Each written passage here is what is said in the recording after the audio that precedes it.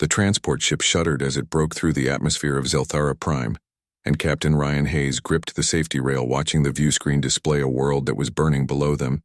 and the once beautiful forests of the elven homeworld were now scarred with craters and smoking ruins from the Krathon invasion. Ryan had volunteered for this mission, against the advice of his commanding officers who called it a suicide run,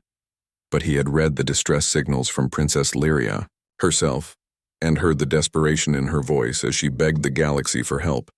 And while other species debated and formed committees, the humans simply decided to act. The pilot announced they had 5 minutes until drop, and Ryan checked his gear one final time, making sure his weapon was loaded and his medical kit was stocked, and he carried extra supplies, knowing the elven princess was reported to be injured and trapped behind enemy lines. His squad consisted of 8 other humans, all volunteers, who understood they might not make it back, and there was Martinez, who joked to hide his fear, and Chen, who stayed quiet and focused, and there was Brooks, who carried photos of her family and kissed them before every mission. The ship lurched violently as Krathon anti-aircraft fire exploded nearby, and alarms blared throughout the cabin as the pilot shouted for everyone to brace for emergency landing, and Ryan felt his stomach drop as the vessel spun out of control toward the forest below. Impact was brutal, and Ryan was thrown against the bulkhead and tasted blood in his mouth as emergency lights flickered and died, and he heard screaming, and the hiss of escaping atmosphere, and the groan of twisting metal as the ship settled at an awkward angle. Martinez helped him to his feet, and together they counted survivors, and Chen was unconscious but breathing, and Brooks had a broken arm but insisted she could still fight, and 5 others were dead, including both pilots, and their mission had barely begun, and already they had lost more than half their team. Ryan made the decision quickly, and they would continue on foot to the princess's last known location, approximately 15 kilometers through hostile territory, and he divided up the supplies and weapons from the dead and tried not to think about writing letters to their families later. The forest outside was unlike anything on Earth, and the trees were massive with silver bark that seemed to glow faintly in the twilight, and bioluminescent flowers dotted the undergrowth, creating an otherworldly beauty, even amid the destruction. And Ryan could see why the elves loved this place so fiercely.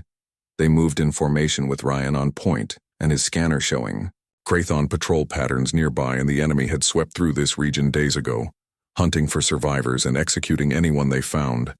and the humans had to be invisible and deadly if they wanted to reach the princess.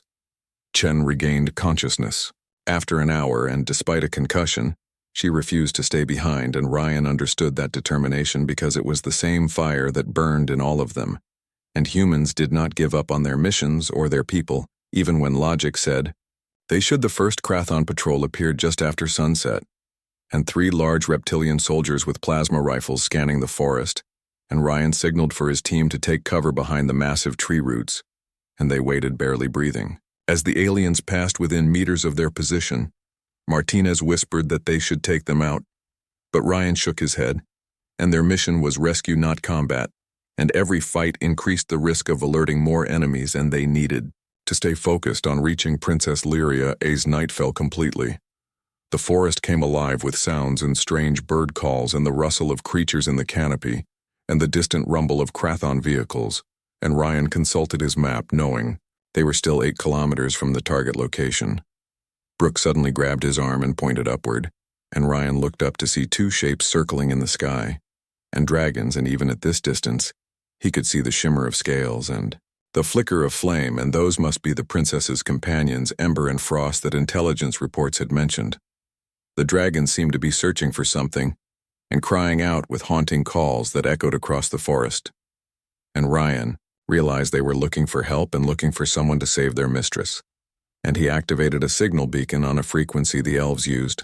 hoping the dragons would understand. Ember, the red dragon, spotted the beacon first and dove toward their position with terrifying speed, and Ryan's team raised their weapons, but he ordered them to stand down, and the dragon landed with surprising grace and studied them with intelligent golden eyes that seemed to peer into their souls. The dragon made a low rumbling sound and tilted its head, and then Frost, the silver dragon, landed beside her companion, and both creatures seemed to be evaluating whether these strange humans could be trusted, and Ryan slowly approached with his hands visible and spoke in a calm voice.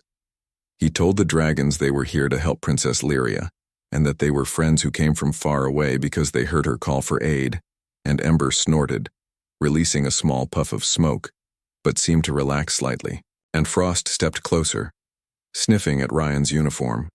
Brooks whispered that this was insane, and that they were trying to communicate with alien animals, but Chen shushed her, and pointed out that these were not ordinary creatures, and dragons were known across the galaxy as highly intelligent beings who bonded with worthy individuals. Ryan pulled out his datapad and showed the dragons an image of Princess Lyria from the distress transmission, and both dragons reacted immediately, and Ember released a mournful cry, and Frost began pawing at the ground anxiously, and they understood and they knew their human was in danger. The red dragon lowered her body and looked at Ryan expectantly,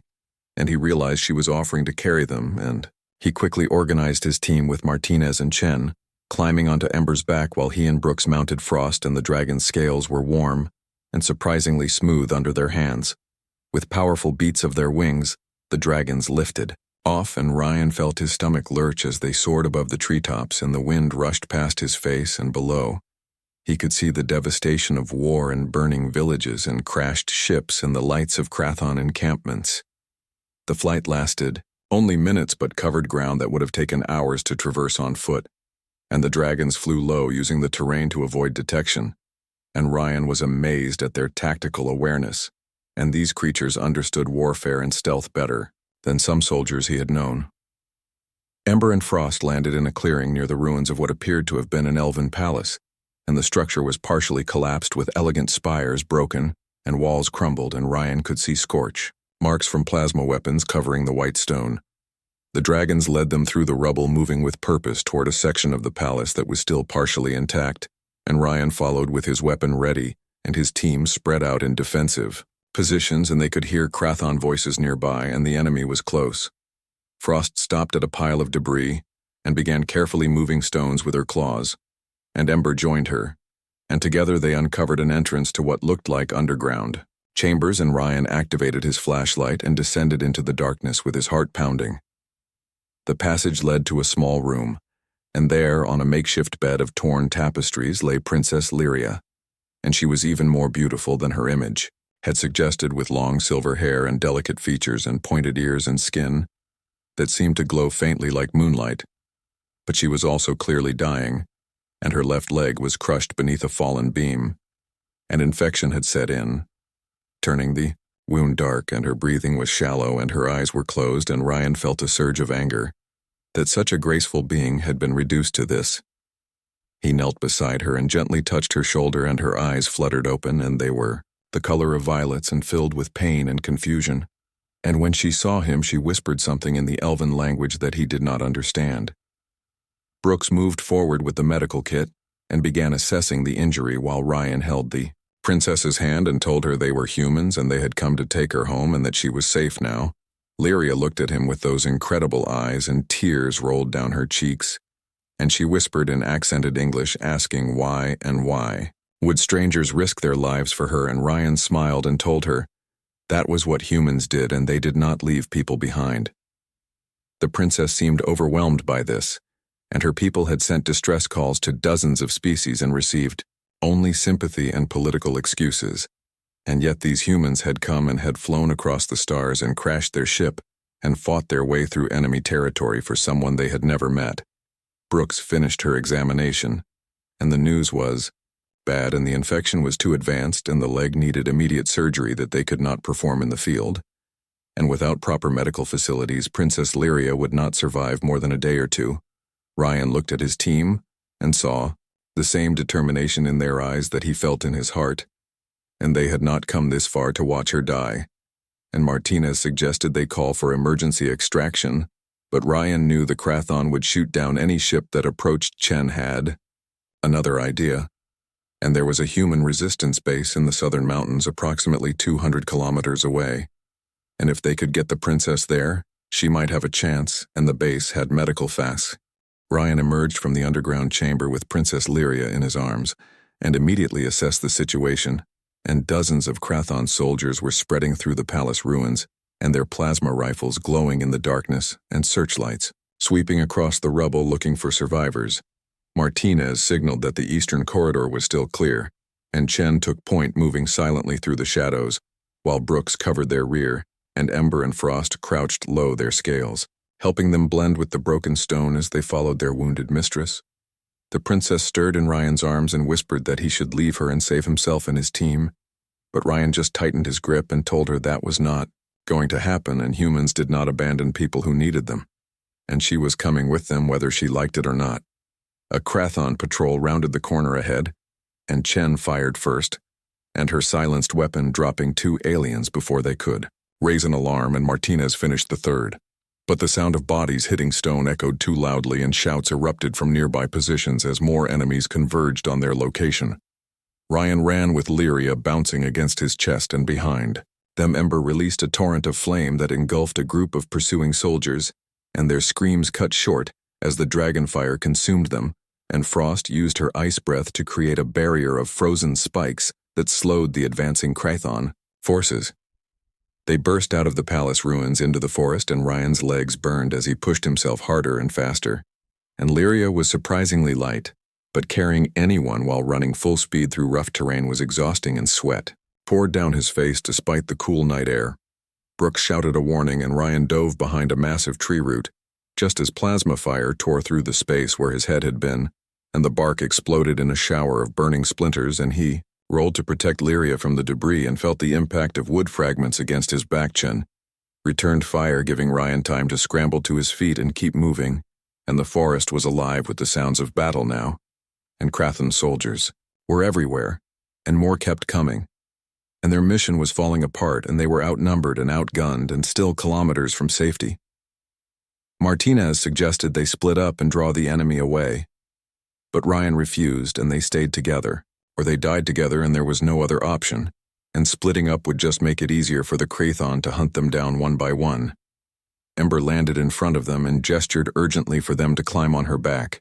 and Ryan did not hesitate, and he held Lyria close as Martinez helped push them onto the dragon, and Chen and Brooks scrambled up behind them, and Frost took to the air, providing cover as Ember launched skyward. The sensation of flight was incredible and terrifying, and Ryan felt his stomach drop as the dragon climbed steeply and banked hard to avoid incoming fire, and below the forest was dotted with searchlights and the flashes of weapons, and the Krathon were calling in reinforcements. Lyria opened her eyes and looked up at Ryan, and she seemed amazed that he was still holding her and still protecting her, and she asked him his name, and he told her, and she repeated it slowly, testing the sound, and told him it was a strong name and a good name for a warrior. Ryan asked her name even though he already knew it, and she smiled weakly and introduced herself properly as Princess Lyria of the Silver Woods, and daughter of the Eternal King and keeper of the ancient songs, and she seemed embarrassed by all the titles, and said he could just call her Lyria. The princess wanted to know about Earth and about humans and why they were so different from other species in the galaxy, and Ryan told her about his home, and about oceans and mountains and cities full of people who lived fast and loved hard because their time was so brief. Lyria listened fascinated and said that elves lived for thousands of years and watched civilizations rise and fall, and they were patient and cautious and slow to act. And she realized, now that was why no one had come to help, and they were all waiting and calculating and debating while her people died. Ryan said that humans did not wait, and when someone needed help, they acted,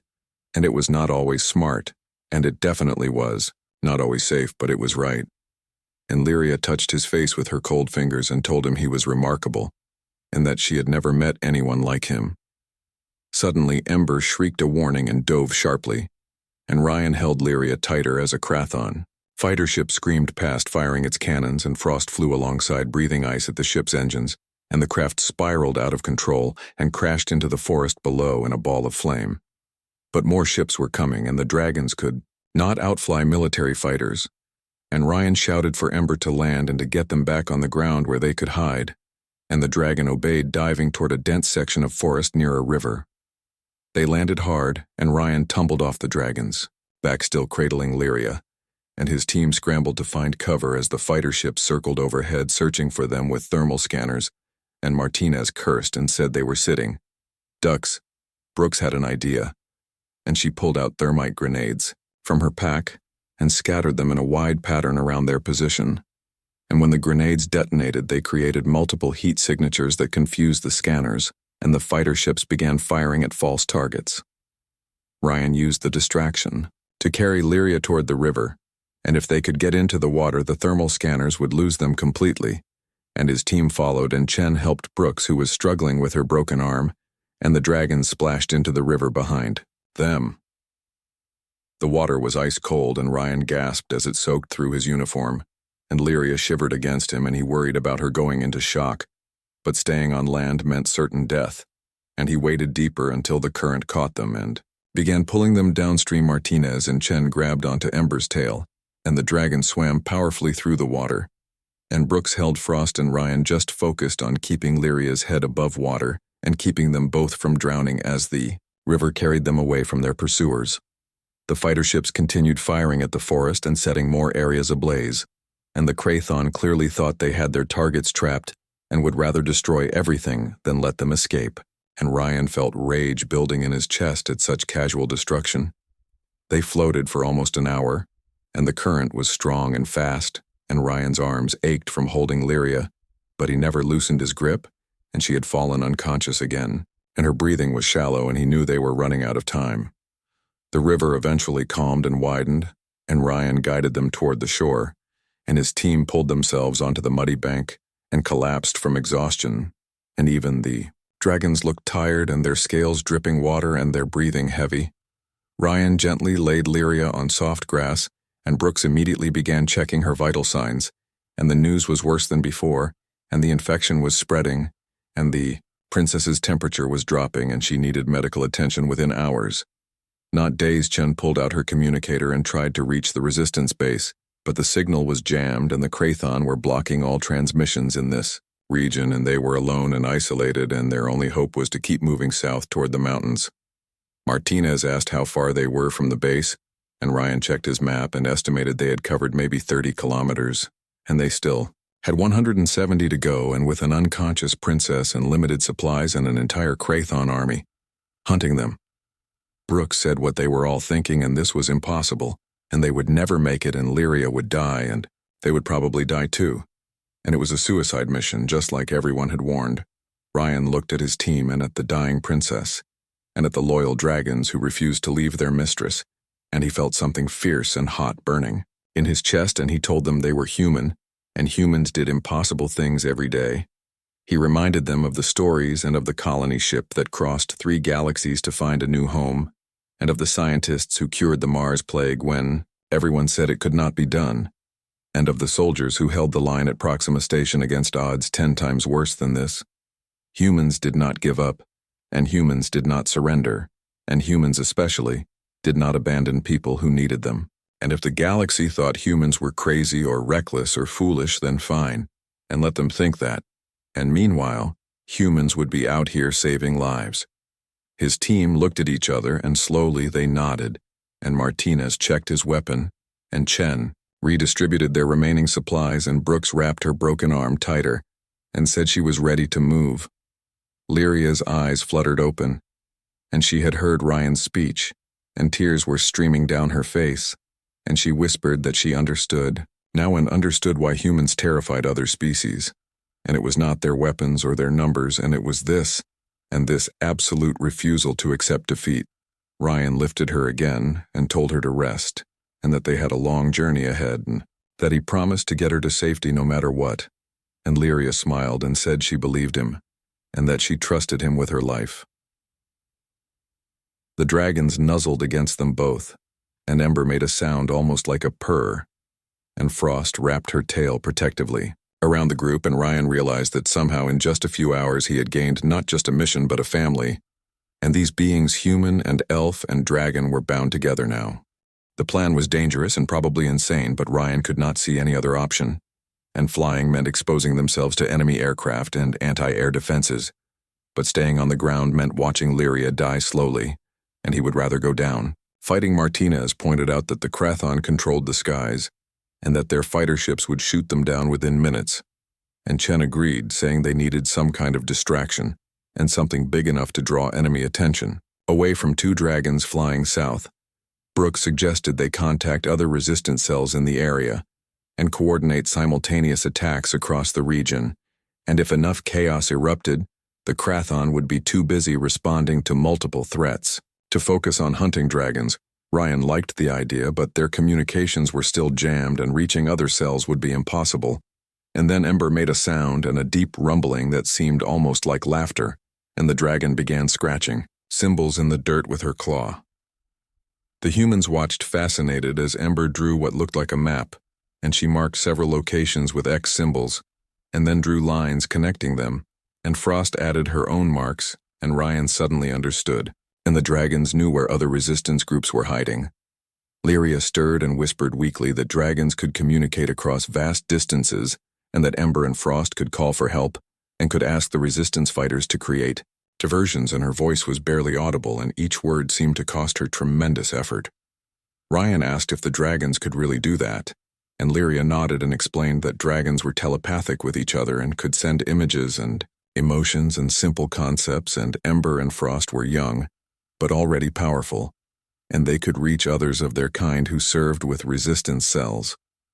The red dragon and silver dragon moved to the cave entrance and sat facing each other, and their eyes began to glow, and Ember's golden and Frost's blue, and the air around them seemed to shimmer with energy, and Ryan felt a strange tingling sensation like static electricity. For several minutes nothing happened, and then suddenly both dragons relaxed and turned back to the humans, and Ember nodded once and Frost made a happy chirping sound, and the message had been sent, and across Zelthara Prime resistance fighters were preparing to strike. Ryan checked his watch and told his team they had 30 minutes to prepare and to check their gear and weapons and make sure everything was secured for flight. And he asked Brooks to give Lyria the stimulants now, and every minute counted. The princess protested weakly, saying the drugs were dangerous and might kill her, but Ryan told her gently that without them she would definitely die, and at least this way she had a fighting chance. And Lyria looked into his eyes and saw the determination there, and nodded her consent. Brooks administered the injection, and within minutes Lyria's breathing improved and color returned to her cheeks and her eyes opened wider and more alert, and the drugs were buying them time, but Ryan knew they were also burning through her remaining strength. Martinez helped Ryan fashion a harness using their tactical webbing and rope, and they created a secure seat on Ember's back, where Ryan could hold Lyria safely and the princess would be strapped to his chest, leaving his hands free to hold on to the dragon Chen. And Brooks would ride on Frost, and Martinez volunteered to stay behind and create a secondary distraction once the dragons took off, and Ryan started to argue, but Martinez cut him off and said someone needed to make sure the Krathon followed the wrong trail. The team leader wanted to refuse and wanted to keep everyone together, but Martinez was right, and a human-sized target on the ground would draw attention away from the dragons, and it was tactically sound, even if emotionally devastating. Ryan gripped Martinez's shoulder and thanked him and promised to come back for him once Lyria was safe. And Martinez laughed and said not to bother, and he would probably be drinking with the local resistance by then and telling stories about the crazy humans who flew dragons. The 30 minutes passed too quickly, and distant explosions began echoing across the forest as resistance cells attacked Krathon positions, and the diversions had begun, and smoke rose from multiple locations and alarms blared, and enemy aircraft took off to respond to the threats. Ryan climbed onto Ember's back with Lyria secured against his chest, and her head resting on his shoulder, and he could feel her heart beating rapidly from the stimulants, and her breath warm against his neck, and he whispered that everything would be all right. Chen and Brooks mounted Frost, and both dragons spread their wings and tested their weight, and Ryan gave Martinez one last look, and the soldiers saluted, and then took off running toward a Krathon patrol, deliberately making noise to draw them away from the cave Ember, and Frost launched into the air, and Ryan's stomach dropped as they climbed rapidly, and the ground fell away below, and the forest became a carpet of green and silver, and the morning sun painted the sky in shades of orange and pink. The dragons flew low, using valleys and ridges to mask their approach and staying below the radar coverage when possible, and Ryan could see Krathon forces mobilizing everywhere and responding to the attacks, and trucks and tanks and aircraft moving in all directions. Lyria spoke quietly, telling Ryan about her world and about the Silver Woods before the invasion, and how her people had lived in harmony with nature for millennia. and she described cities built in the trees and festivals that lasted for weeks and music that could make stones. Ryan listened and tried to imagine this beautiful civilization at peace, and he felt anger at the Krathon for destroying something so precious. And he understood why Lyria had sent those desperate distress calls and why saving her meant saving hope for an entire species. A Krathon fighter suddenly appeared above them, and the pilot spotted the dragons and began diving for an attack run. And Ember rolled hard and Ryan held Lyria tighter as the world spun, and plasma fire streaked past them, missing by meters. Frost engaged the fighter and breathed a cone of ice at the aircraft's cockpit, and the canopy frosted over instantly, and the pilot lost control, and the ship spiraled into a mountain and exploded in a fireball, and the silver dragon roared in triumph. But more fighters were coming, and 3 ships breaking away from a larger formation and heading directly toward them, and Ryan knew Ember and Frost could not fight that many and win, and they needed another miracle. The dragons dove into a narrow canyon and flew between the rock walls, and the fighters followed, but they were less maneuverable and one clipped a stone outcropping and crashed, and the other 2 had to slow down and be more careful. Ryan saw an opportunity and told Ember to lead them deeper into the canyon system and to use the terrain as a weapon, and the dragon understood and banked sharply into an even narrower passage, and the fighters struggled to follow. Frost suddenly reversed direction and flew back toward the pursuing ships,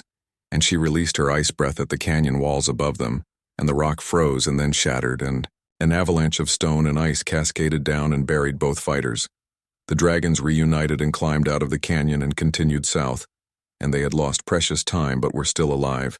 and Ryan checked his map and estimated they were about halfway to the resistance base, and Lyria was still conscious and still breathing. The princess asked Ryan about his family and whether he had people waiting for him back on Earth, and he told her about his sister, who was a teacher, and his parents, who ran a farm, and how he had joined the military to see the stars and make a difference.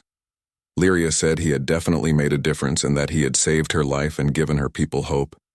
and that she would never forget what he had done, and Ryan felt embarrassed and said he was just doing his job and any human would have done the same. The princess disagreed and said she had met many species in her long life, and none of them were like humans, and most civilizations became cautious as they aged, and they calculated risks and avoided danger, and they forgot how to act from the heart. Humans were young and reckless, and burned bright like stars, and they did not live long enough to learn fear or caution, and that was their greatest weakness and also their greatest strength, and the galaxy needed that, and needed beings who would charge into danger to save strangers. Ryan said humans were not special, and they were just people trying to do the right thing. And Lyria laughed weakly and said that was exactly what made them special, and most species did the convenient thing and the safe thing and the profitable thing, and only humans consistently chose the right thing. They flew for hours, and the landscape below changing from forest to hills to mountains, and the resistance base was hidden in a valley on the far side of the largest peak, and Ryan could see it now, and concrete structures camouflaged against the rocks, but between them and safety was a Krathon military installation and a massive base with hundreds of soldiers and dozens of aircraft and sensor arrays that would detect the dragons the moment they got close. Chen shouted over the wind, asking if they should go around, but that would add another hour to their flight, and Ryan looked down at Lyria and saw she was fading again, and the stimulants wearing off and her eyes closing. And they did not have an hour. Ryan made the decision and told Ember and Frost to fly straight through and to go as fast as possible and use their fire and ice to clear a path, and it was suicide, but it was their only chance. Ryan sat in the waiting area outside the surgical ward, and his uniform was still damp and covered in mud and blood, and he refused to leave or get treatment for his own minor injuries until he knew Lyria would survive, and every minute that passed felt like an eternity.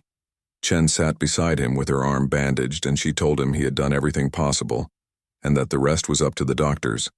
But Ryan just stared at the closed doors and thought about all the moments when things could have gone wrong, and when they could have lost her. Brooks was in a different surgical suite, getting her shoulder repaired,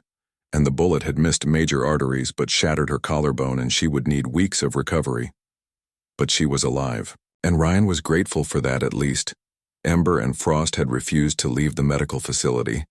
and the 2 dragons lay outside the building with their heads pressed against the walls as if they could somehow sense what was happening to their mistress, and other dragons from the base brought them food and water, but they would not eat. A resistance commander named Colonel Stevens came to check on Ryan and offered him food and a place to rest. But Ryan declined, and Stevens understood and said he had heard about the mission and about how Ryan and his team had crossed enemy territory and fought through impossible odds. The colonel said that word was spreading across the planet, and that humans had rescued Princess Lyria, and that the story was giving hope to resistance fighters everywhere and proving that the Krathon were not invincible and that victory was possible.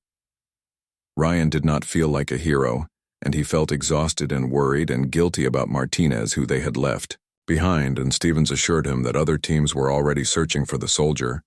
and that Martinez was resourceful and had likely linked up with local resistance by now.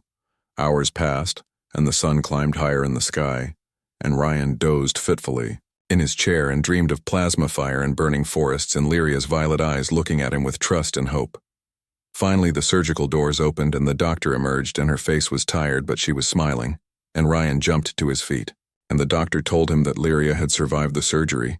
and that they had removed the infected tissue and repaired the damage, and the princess was stable. Ryan felt relief wash over him like a wave, and his knees went weak, and Chen caught his arm to steady him. And the doctor continued explaining that Lyria would need time to recover and that her elven physiology was helping, but she had been very close to death. The doctor said Ryan could see her briefly, and that the princess had been asking for him even in her sedated state, and Ryan followed the doctor down a corridor to a private room where Lyria lay in a medical bed surrounded by monitors and IV lines. The princess looked small and fragile against the white sheets, and her silver hair spread across the pillow, and her skin still pale but no longer gray, and her breathing was steady and strong. Ryan pulled a chair close to her bedside and took her hand carefully, and Lyria's eyes fluttered open, and when she saw him, she smiled and whispered his name and asked if they had really made it. He told her they were safe and that she had survived the surgery and that she would recover fully, and Lyria squeezed his hand weakly and said she remembered everything, and remembered him carrying her and protecting her and never giving up. The princess said she wanted to thank him properly, but she was too tired, and Ryan told her to rest and that they would have plenty of time to talk later, and Lyria nodded and closed her eyes, but she did not let go of his hand. Ryan sat with her for hours, and watching the monitors and listening to her breathe and thinking about how fragile life was and how precious, and he realized that somewhere during this mission, Lyria had become more than just a rescue objective, and she had become someone he cared about deeply. Chen came to check on him and brought food and insisted he eat something, and Ryan forced himself to swallow a few bites, and Chen said that Brooks was out of surgery and doing well, and that the colonel wanted to debrief them when they were ready. Ryan said he would do the debrief later, and right now he needed to stay with Lyria, and Chen smiled and said she understood, and that she would handle the preliminary reports and let him know if there was any news about Martinez over the next few days. Ryan barely left Lyria's side, and he slept in the chair beside her bed, and was there when she woke from nightmares about the invasion, and he talked to her about Earth and his home and his family and anything to distract her from the pain. Lyria grew stronger each day, and the infection cleared, and her leg began to heal, and the elven doctors said she had been incredibly lucky, and that another few hours would have been too late, and they praised the human doctors for their skill. The princess asked about Ryan's team, and he told her about Chen, who was already back on duty despite her injuries, and about Brooks, who was recovering well, and about Martinez, who had been found by a resistance cell and was alive, and telling everyone exaggerated stories about their mission. Lyria wanted to meet them all and thank them personally, and Ryan arranged for Chen and Brooks to visit, and the princess greeted them with tears and gratitude and called them heroes and sisters and said she owed them her life. Brooks said embarrassed that they were just doing their job, and Lyria laughed and said that humans always said that and always acted like saving lives was nothing special, and she found it both frustrating and endearing. Chen asked Lyria about her people and about elven culture, and the princess spent hours telling them stories about the Silver Woods, and about the ancient traditions and the festivals, and the music, and Ryan listened fascinated by this glimpse into such a different civilization. The princess explained that elves valued art and beauty and harmony, and that they had spent millennia perfecting their society and creating peace, but that peace had made them complacent and unprepared for the Krathon brutality. Lyria said she had learned something important from Ryan, and from humans in general, and she had learned that sometimes peace required fighting, and that protecting what you love meant being willing to risk everything, and humans understood that instinctively.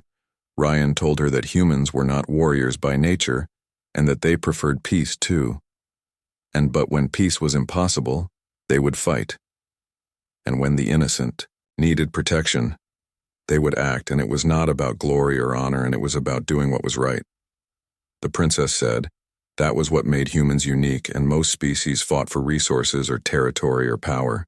but humans fought for principles and for strangers and for the belief that every life mattered. Days turned into weeks, and Lyria continued to heal, and she began walking with assistance and then on her own, and the doctors were amazed at her progress and said the combination of elven healing and human medical technology had created remarkable results.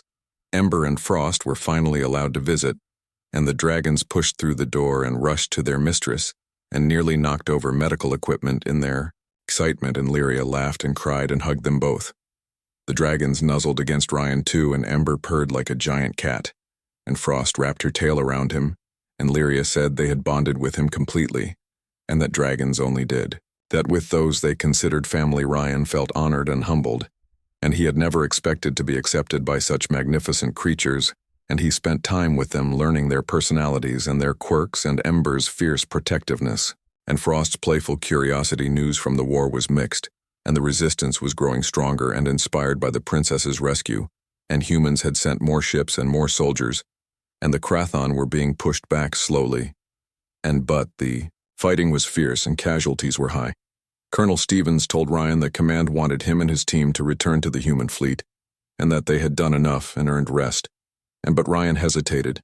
and he looked at Lyria and realized he did not want to leave. The princess seemed to sense his thoughts, and she took his hand and told him he should go, and that he had a duty to his people, and that she would be safe here. And Ryan knew she was right, but it felt wrong somehow. Lyria said she would never forget what he had done, and that she would carry the memory of his courage and kindness for the rest of her very long life, and that someday when the war was over, she hoped to visit Earth and see his home. Ryan promised her that when that day came, he would show her the oceans and mountains and all the beautiful places on his world, and Lyria smiled and said she would hold him to that promise on his last day at the base. Ryan stood with Lyria in the garden that the refugees had planted, and flowers from dozens of worlds grew together in chaotic harmony, and the princess leaned on his arm, still recovering but growing stronger every day. She told him that she had been thinking about humans and about what made them different, and she had concluded it was their capacity for hope. And most species looked at terrible situations and saw only calculations and probabilities and outcomes. Humans looked at impossible situations and saw possibilities,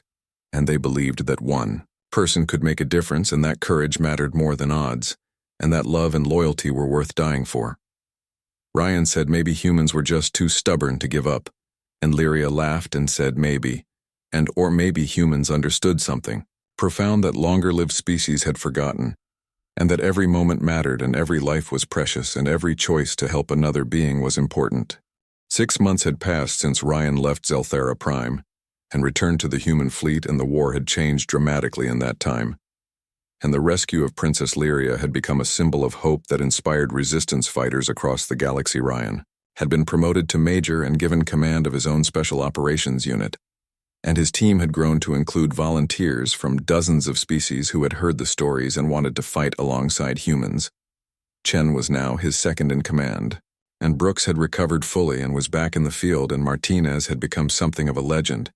and telling anyone who would listen about the time they flew dragons through enemy fire to save an alien princess. The Krathon Empire was in retreat, and their brutal tactics had united formerly neutral species against them, and the tide of war had turned, and what had seemed like an unstoppable invasion was now a desperate defense. Ryan stood on the bridge of the human cruiser watching. Intelligence reports flash across screens, and the Krathon were consolidating their forces for a last stand at their fortress world. And if that stronghold fell, The war would effectively be over. Admiral Thompson called him to the command center and told him that the final assault would begin in 3 days, and that every available ship and soldier would participate,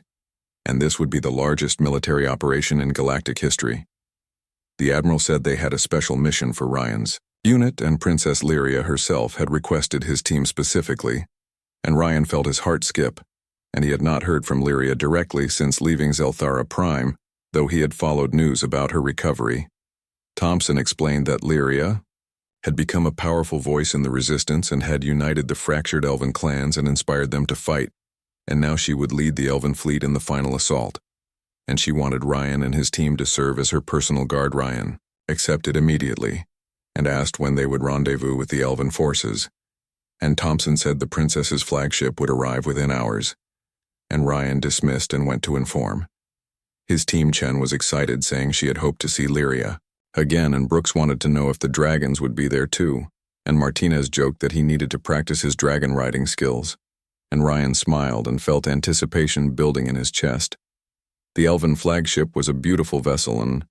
sleek and organic looking and covered in silver metal that seemed alive, and when it docked with the human cruiser, Ryan stood at the airlock with his dress uniform and the pendant Lyria had given him visible around his neck. The airlock opened, and elven soldiers emerged first, and tall and elegant in their armor, and then Princess Lyria appeared, and Ryan barely recognized her, and she had changed so much in 6 months. The princess was no longer pale or weak, and she stood straight and strong, and wore armor that gleamed like starlight, and her silver hair was braided in an intricate pattern,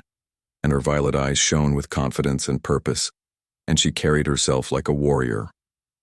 Lyria saw Ryan, and her formal expression broke into a brilliant smile, and she walked quickly toward him, and propriety forgotten, and threw her arms around him in a fierce hug, and Ryan hugged her back and felt relief and joy wash over him. The princess pulled back and looked at him and told him she had missed him terribly, and that not a day had passed without her thinking about him and his courage, and Ryan said he had missed her too, and had worried about her. Lyria laughed and said as he could see she had recovered completely, and more than recovered, and she had trained with warriors and learned to fight and had united her people and was ready to end this war and avenge all those. The Krathon had killed Chen, and Brooks and Martinez came forward, and Lyria greeted each of them warmly and called them her dear friends and her heroes, and she gave them each gifts and weapons forged by elven craftsmen and armor that would protect them in the coming battle. The princess asked about their adventures since they parted, and Ryan told her about missions they had run, and planets they had liberated, and people they had saved, and Lyria listened with pride and said humans were changing the galaxy for the better. She told them about her own journey and about returning to the Silver Woods and finding it in ruins, and about rallying the surviving elves and teaching them to fight, and about forming alliances with other species who had suffered under Krathon oppression. Lyria said the hardest part had been convincing her people to be more like humans and to act quickly and take risks and trust their hearts instead of endless deliberation, but slowly they had learned. And now the elven fleet was ready for war. Ember and Frost appeared, and the dragons had grown larger and more powerful, and they rushed to Ryan and nearly knocked him over with their enthusiasm, and he laughed and petted them and told them they were magnificent. The dragons nuzzled against Chen and Brooks too, and Frost did playful loops in the air, showing off, and Ember breathed small puffs of flame in happiness, and Lyria said they had been asking about Ryan constantly, and dragons never forgot those they bonded with. Over the next 2 days the fleet assembled, and hundreds of ships from dozens of species and humans and elves and others who had been victims of Krathon aggression, and all united by a common purpose, and to end the threat. Once and for all, Ryan attended strategy meetings with Lyria, and the other commanders, and the princess had become a brilliant tactician, and her ideas were bold and innovative, and many of them borrowed from human military doctrine, and aggressive and unexpected. She proposed that instead of a conventional assault, they should use small strike teams to infiltrate the fortress world and disable its defenses from within. And then, the main fleet could attack with minimal casualties. The other commanders were skeptical, saying such infiltration was impossible, and the fortress had multiple layers of security, But Lyria looked at Ryan and asked if humans thought it was impossible. Ryan studied the schematics and saw a way, and it would be dangerous and require perfect timing and extraordinary luck, but it could work. And he told the council his team could do it, and Lyria smiled and said she would go with them. The admirals objected, saying the princess was too valuable to risk on such a mission. But Lyria cut them off and said she had not united her people and learned to fight just to sit safely on a ship while others died, and she was going. And that was final. Ryan pulled her aside privately and told her she did not need to prove anything, and that everyone knew she was brave, and Lyria touched his face gently and said this was not about proving anything, and this was about being there with him and with the team and doing what was right. She reminded him of what he had taught her, and that humans did not send others into danger while staying safe, and that leaders led from the front, and that every life mattered, and Ryan understood and nodded and said they would do this together. The night before the mission, Ryan could not sleep, and he stood on the observation deck watching the stars and thinking about everything that had led to this moment, and Lyria found him there and stood beside him in comfortable silence. The princess finally spoke and said she wanted to tell him something, and something she had realized over the past 6 months, and she said that meeting him had changed her life in ways beyond just the rescue. Lyria explained that before the invasion, she had lived a sheltered existence, and comfortable and safe and unchallenged, and she had never really understood what it meant to be alive and to feel deeply and to care about something more than herself. Ryan had shown her what true courage looked like, and what loyalty meant, and what it meant to be willing to sacrifice everything for others. And she said those lessons had transformed her and made her into someone stronger and better. She told Ryan that elves believed in soul bonds and connections that transcended species and time, and that she believed they shared such a bond, and that whether they were together or apart, she would always carry him in her heart.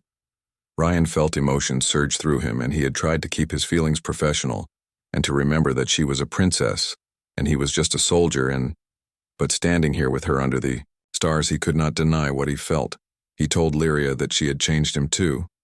and that carrying her through that war zone had been the most terrifying and most meaningful experience of his life, and that he cared about her more than he had thought possible. The princess took his hand and said that whatever happened tomorrow, and whether they survived or not, and she wanted him to know that meeting him had been the greatest gift, and that he had given her a reason to become more than she had been. Ryan pulled her close, and they stood together watching the stars and knowing that in hours they would face the most dangerous mission of their lives, but in this moment they had peace, and they had each other. The assault began at dawn, and the main fleet engaged the Krathon defenses, while Ryan's team and Princess Lyria and Ember and Frost descended to the fortress world in a stealth shuttle, and they landed in a remote canyon and began the long trek to the main shield generator. The fortress was massive, and an entire city carved into a mountain and defended by thousands of soldiers and automated weapons, and Ryan led his team through maintenance tunnels and service corridors, and avoiding patrols and security systems, Lyria moved with grace and confidence, and her combat training evident in every step, and she fought alongside Ryan when they encountered guards, and her movements were fluid and deadly, and Chen commented that the princess had become a true warrior.